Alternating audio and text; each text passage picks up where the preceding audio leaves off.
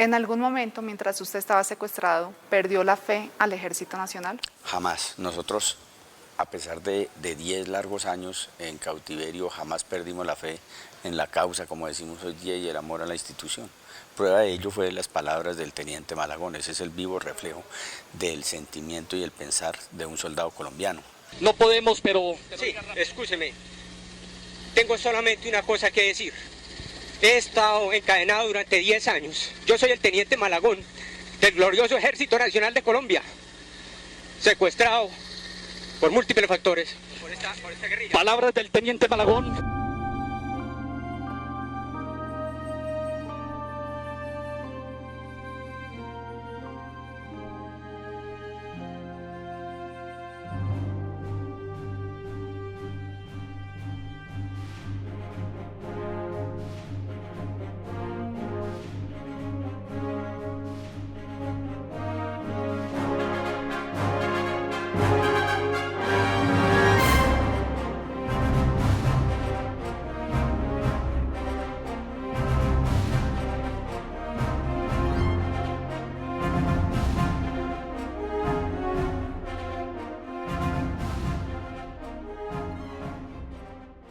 No, pues el 4 de agosto de 1998 la guerrilla de las FARC inició una serie de incursiones armadas a lo ancho y largo del país, de la geografía colombiana, con el objeto de secuestrar soldados y policías, pero también ahí, en medio de esa confrontación, la guerrilla empezó a utilizar los famosos cilindros bomba.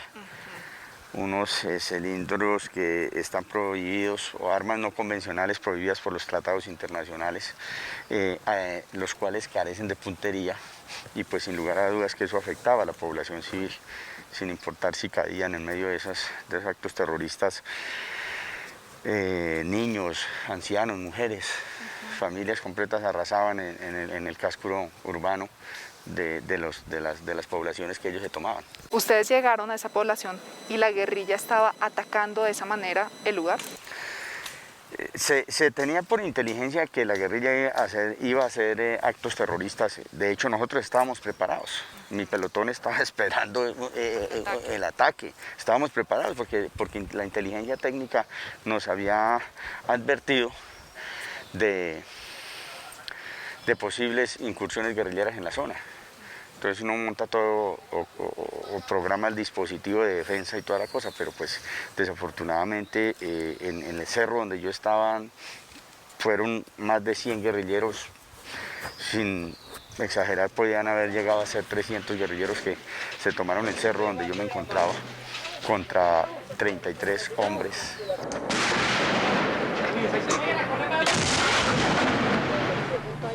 ¿Llamaba? Le va la...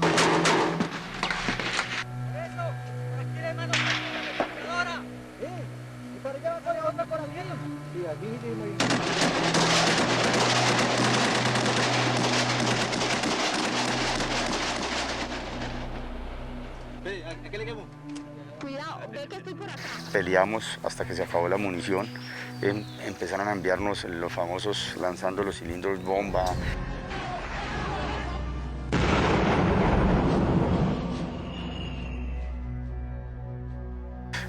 Todo tipo de armas, estas granadas de mortero hechizas que lanzaban. Bueno, eso fue un combate fuerte, 5 horas duramos peleando. Tuve que untarme de sangre de mis hombres, de mis soldados, ver morir los soldados, la impotencia de no poder uno hacer nada porque está uno defendiendo su vida y dando las órdenes del caso para defender el cerro. Y yo les había dado la orden a mis hombres, a mis soldados, que así muriéramos todos, teníamos que defender esa parte del cerro. ¿Por qué? Porque era un punto estratégico en el cual la guerrilla podría colocar armas, desde ahí emplazar ametralladoras y tomarse en la base. Gracias pues a la valentía de muchos de los soldados que pelearon hasta nomás ese día, 4 de agosto del 98, logramos que la guerrilla no se tomara la base.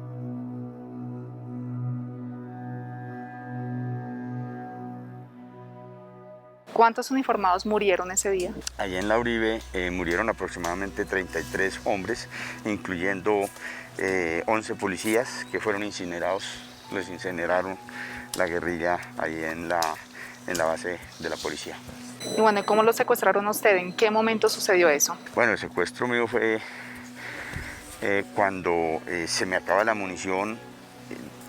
La guerrilla entra por una de las partes de la zanja del cerro, ¿sí? y eso parecían hormigas, recuerdo tanto, con sus equipos y disparando a todo lo que se moviera. El momento del secuestro fue bien trágico, bien dramático, porque la última granada de mano que me quedaba yo la desaseguré. Estaba lloviendo, recuerdo, lloviznando, y la enterré en el piso del seguro. Y hubo un momento que no sabía si suicidarme, si hacerla explotar o qué, pero como una esperanza de vida me levanté. Cogieron a uno de mis soldados, al soldado Rodríguez, que estaba aturdido por tanta explosión, y pues tuve yo la lucidez para ver que si no asesinaban a Rodríguez, y me levanté con la granada de mano. Cuando me di cuenta estaba rodeado en media luna como de 30 guerrilleros por lo menos, y fue un momento de tensión en el cual yo amenazaba con lanzarles la granada a los tipos con el fusil, retrocedían, los tipos me hacían con el fusil hacia adelante, yo les hacía así con la granada. ¿Qué hago con la granada? La boté hacia abajo del cerro, y ahí fue cuando los guerrilleros me secuestran. Cuando lo secuestran, ¿qué le dicen a usted? ¿Lo amenazan que lo van a asesinar? ¿Qué le dicen? No, claro, no, pues ponen la pistola en la cabeza a uno, no, todo lo que usted quiera. Nos amarraron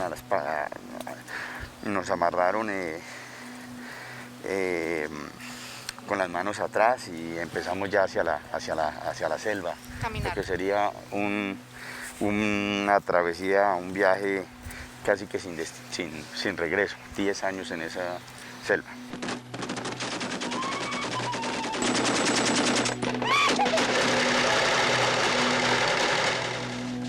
La acción de justicia revolucionaria, y como muestra que el ejército del pueblo respeta la vida, la integridad física y moral de los prisioneros de guerra.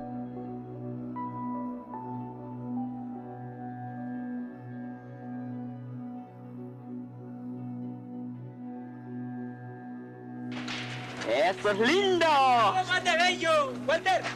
En algún momento mientras usted estaba secuestrado, la guerrilla le hablaba mal del Ejército Nacional. Todo el tiempo los secuestradores pues obviamente que le hablan mal no solamente del ejército sino del gobierno nacional, pero como le decía, justamente los mandos, los cuadros de mandos que estaban con los soldados secuestrados eran quienes influenciábamos para que los soldados no se dejaran influenciar.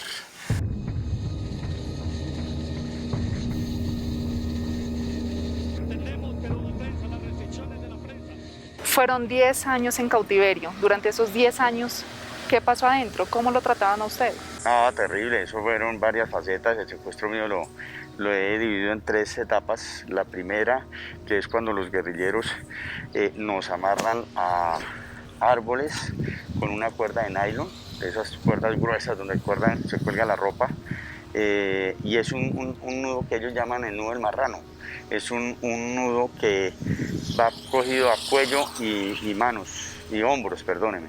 Y entonces, si usted ala el cuello, le tensiona los hombros, y viceversa. Si ala aquí de los hombros, le tensiona el cuello.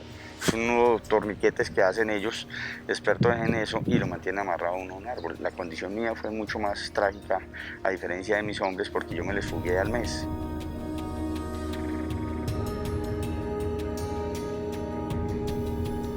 Enfrentando muchas cosas difíciles, entre ellos un tigre que venía persiguiéndome. Bueno, eso es otra historia, y eso, lo que era para una acción de liderazgo para mis hombres, pues para la guerrilla no lo era, y entonces hizo que me amarraran a 2 árboles distantes entre sí durante 20 meses, de manos y cuello. O sea, a la distancia, un árbol allá, yo estaba con las manos acá, me movía hacia acá, me jalaba el árbol, y si me movía hacia el otro lado, el otro árbol. Mi estado de movimiento eran 2-3 metros cuadrados durante 24 horas. Estaba intencionalmente hecho para que se ahorcara si se intentara mover. Claro, o sea, terrible.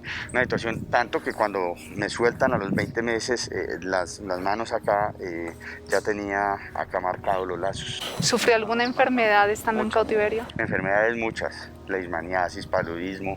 Yo creía que todos los secuestrados nos dio eso. Esas fueron las más duras que me dieron a mí, el paludismo. De ahí de mis frases que el que no conoce el paludismo es porque no lo ha padecido. Como tal, pues los que hemos padecido el paludismo o la fiebre amarilla sabemos que es eso, es terrible. Diarreas, muy duro, es una situación. Lo más duro del cautiverio, entre las cosas más duras, pues, es pensar que usted puede enfermar y si requiere una atención profesionalizada o especializada, no la va a tener. ¿Le aplicaron en algún momento violencia o tortura psicológica durante el cautiverio? Claro, no solamente la tortura física, sino psicológica también. Tal es el caso de los intentos, o mejor, la simulación que lo iban a asesinar a uno. La primera vez que sentí la muerte fue cuando, después de 3-4 meses aproximadamente, viene de secuestro un guerrillero. A mí me tenían amarrado de las manos y el cuello, y viene un guerrillero armado con otros 5 guerrilleros y nos sueltan los lazos. Para uno, pues, extraño que le suelten los lazos y esto, no, venga, que lo necesita el camarada, que lo necesita no sé qué, y echen por ese camino, un camino que nos tenían rodeado de guerrilleros por todo lado, listos para disparar. Y de pronto nos colocan al filo de un río, al precipicio de un río, y nos hacen formar así, y con todos los guerrilleros armados, pues apuntándonos, que deja uno pensamiento de que se va a morir y nos van a fusilar. Entonces nos miramos con los soldados y resulta que a los minutos aparece una guerrillera con una cámara filmadora. Entonces ahí ya comprendimos que nos iban a filmar para la supuesta primera prueba de supervivencia, que nunca llegó. La primera prueba de supervivencia llegó como a los 2 años después de secuestrado. Esto que ustedes están viendo no es la realidad que se vive. La realidad es completamente distinta. Sí, tales cosas infrahumanas que se viven, como es hacer las necesidades sanitarias en un hueco, tomar baño en caños muchas veces no aptos para un ser humano, encadenados de noche, de día. En este momento la cadena fue quitada. Bueno.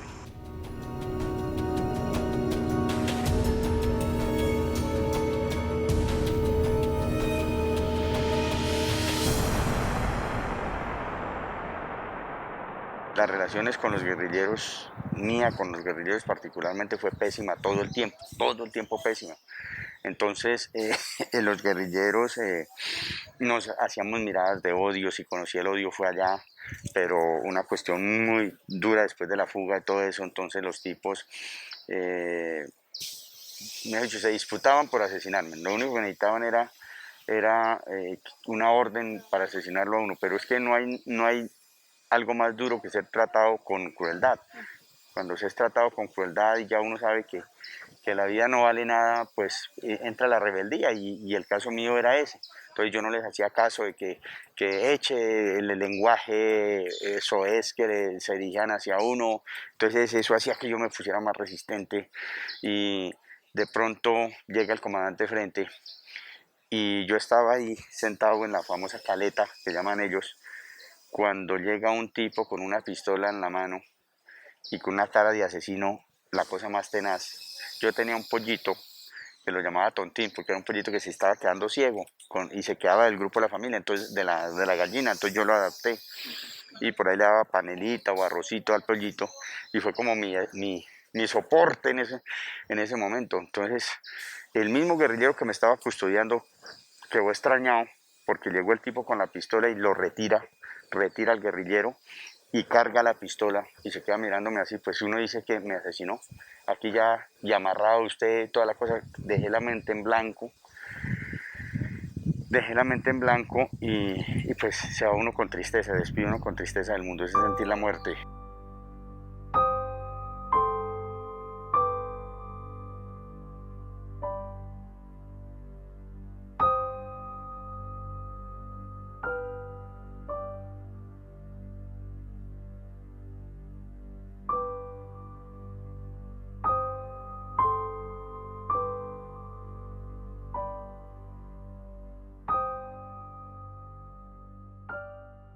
Su familia mantenía la esperanza y mandaba mensajes, pero no sabía si usted estaba Sí, vivo estaba o muerto. vivo o muerto. Así es, muy complicada esa situación.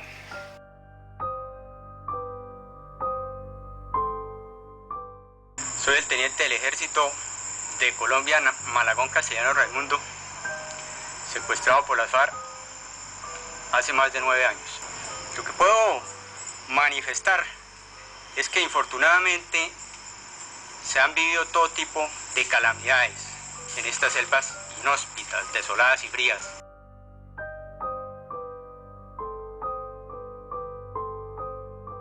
¿Qué sucedió el día de la liberación? El día de la liberación, el de rescate de la operación Jaque, el 2 de julio de 2008, para mí se rompieron las cadenas de la infamia sin lugar a dudas. Fue la resurrección misma, es el volver a nacer, la verdad. Yo siempre dije que allá estaba en el filo de la navaja. Si me resbalo hacia la derecha, hacia la izquierda, me quedo en el mismísimo infierno que era donde estaba. Y si lograba hacia el otro lado, pues llegaba a la libertad, llegaba al paraíso, y es ese el que sentimos ese día, 2 de julio. ¿Usted pensó que eso iba a ser una liberación o que era otro tipo de operación? Sí, nadie, ninguno, ni Ingrid, ninguno, pensaba, se imaginaba que iba a ser un rescate, una liberación, menos en esas condiciones. ¿Qué les decía a ustedes las FARC cuando estaba sucediendo todo? No, simplemente vino el comandante de frente, alias César, que está por allá aprendiendo inglés, a Dios gracias. César lo que nos reunió, porque eso trajo su estado mayor y toda esa cantidad de gente guerrillerada que llaman ellos, y lo que nos dijo fue que nos iban a mover a otro campamento, que unas pruebas de supervivencia, lejos estaba de nosotros saber, lo sabe uno con tiempo, con el tiempo es que esa era una maniobra de inteligencia que le habían dicho que lo trasladaban de el sitio donde estaba y lo iban a llevar al campamento del máximo jefe de las FARC, que era Alfonso Cano en ese momento. Para él ir a donde Alfonso Cano era algo extraordinario, porque tenía un ego grandísimo el César. Entonces el tipo lo que nos dijo fue, no, manden pruebas de supervivencia, los van a ver una misión médica y hay buenas posibilidades del acuerdo humanitario. O sea, el tipo estaba optimista de que eso, de llevarnos a mostrarnos a la misión médica o a los que venían a visitarnos, para él era algo, una muy buena luz de intercambio humanitario, que era lo que ellos buscaban, pero jamás nosotros pensábamos que era una libertad, era una liberación.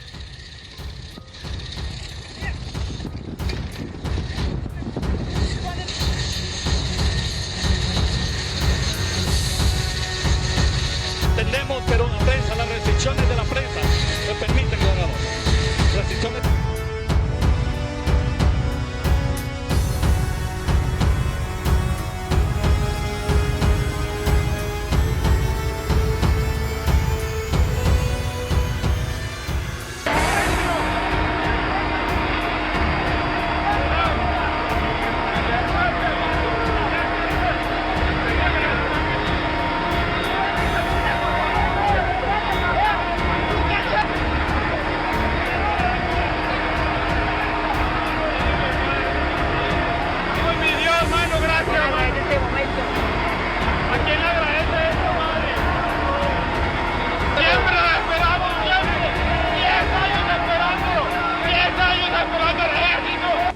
¿Qué fue lo más impactante para usted de volver a la vida? Lo más impactante, no, pues el reencuentro con la sociedad como tal. ¿Sí? En 10 años se le paró a uno la vida. El avance tecnológico, apenas el internet estaba saliendo, las redes sociales. De las cosas que me impactaron fueron los avances tecnológicos que hubo. No, la familia. Hermosísimo el reencuentro con la familia, pero también impactante el ver los rostros envejecidos, saber que han cambiado la fisonomía de las personas, sobrinos que no conocía, sobrinos que había dejado uno de adolescentes y ya eran adultos.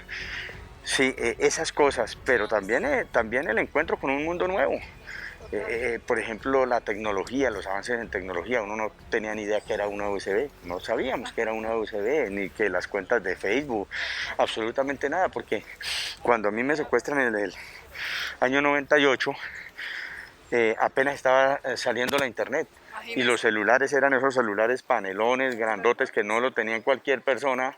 Sí, entonces, y llega uno y encuentra ya uno la era digital, todas esas cosas me impactaron muchísimo.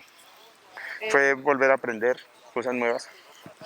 Bueno, el orgullo hacia el ejército. ¿Usted se siente orgulloso de portar el uniforme del Ejército Nacional? Claro que sí. Siempre seguiré manteniendo esta segunda piel, como llamamos los militares, y sentirme un soldado de la patria colombiana. Para mí es lo más orgulloso y lo más lindo, y siempre seguirá siendo uno soldado. ¿Vale la pena seguir luchando por Colombia? Sí, yo creo que la sociedad colombiana es una sociedad de empuje, el núcleo de la sociedad es emprendedora. Los colombianos somos visionarios. Yo creería que tenemos que seguir poniendo, o creo que es lo que debemos hacer, seguir poniendo nuestro grano de arena para servir a la sociedad y seguir haciendo patria. ¿Y qué es lo mejor de ser militar?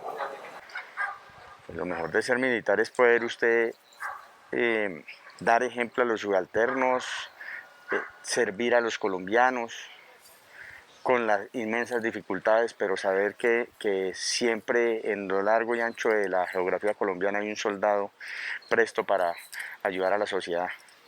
Por eso desde la acción integral el Ejército Nacional crea unos programas muy importantes para poder acompañar a la sociedad colombiana, que la sociedad no se sienta desprotegida y pues hacer que cada día nuestro país progrese un poco más.